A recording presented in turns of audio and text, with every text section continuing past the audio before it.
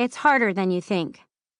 First, lie on your messy bed wearing your Wonder Woman pajamas that are too small because you've had them since you were 9. Then, watch your older sister Leah pin up her hair for dance class. She sits in her black leotard at the small white vanity, her back straight as a board, a magazine cutout of Paul Newman taped to the corner of her mirror. She uses at least 15 bobby pins for her bun. Count in your head while she sticks the pins in. 1, 2, 3. She's rushing because she has to be on the number 4 bus by 9 a.m. for point class at Madame Duchamp's Dance Academy. She dances there every day except Sunday. You're not even sure how she spends so much time at dance and still does well in school. Leah seems to do well at everything. Not you. You're the lazy one. You're just trying to keep up, but along with all the other things Leah does, she helps you keep up. 4, 5, 6. Ma wishes Leah didn't take dance on Saturdays because of Shabbos, but Leah says it makes no sense for her not to dance if Ma and Daddy work all day at Gertie's, their bakery.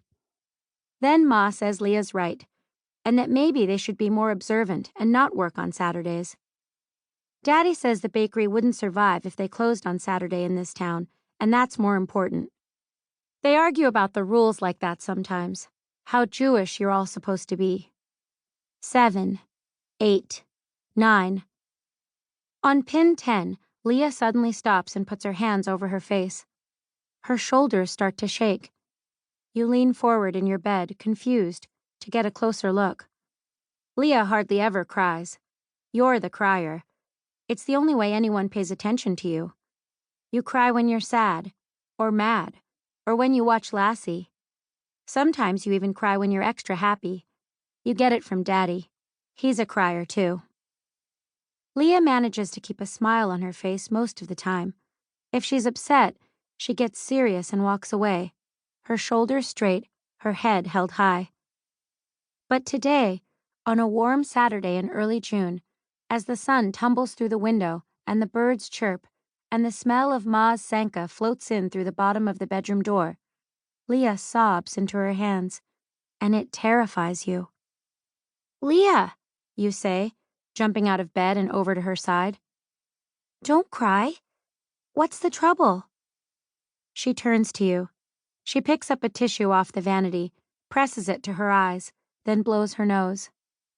"If I tell you a secret, will you promise to keep it forever?" she says. "Forever?" "Yes, forever," she says. "It's the biggest secret I've ever had, and if you don't think you can promise, I won't say it."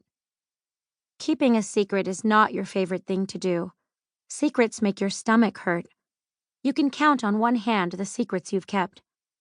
You once took a report card out of the mailbox and hid it in your school bag for a week. But you got caught.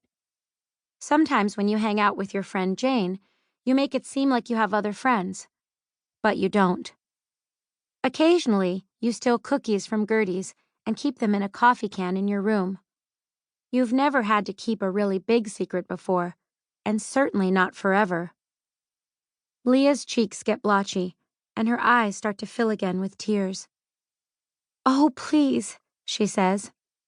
"I have to tell someone, and I need it to be you." Leah saying she needs you. Is there anything more special than that? Maybe if you know her secret, some of her specialness will spill over onto you. She bites her lip and grabs your hand. "Okay," you say, taking a deep breath. "I promise." She holds up her pinky and wraps it around yours. "Oh, Ari, something crazy has happened." "What? What's happened?" A flush of sweat starts collecting on your top lip. "I've fallen in love," she says, your pinkies still linked together, her eyes still locked on yours. You let go of her pinky and take your hand away. "You've fallen in love? How? With who?" you say. She gets up and starts to pace a little, so you sit down on your bed. You want to give her room. "I've never felt this way about anyone. It's like I can see my future," she says.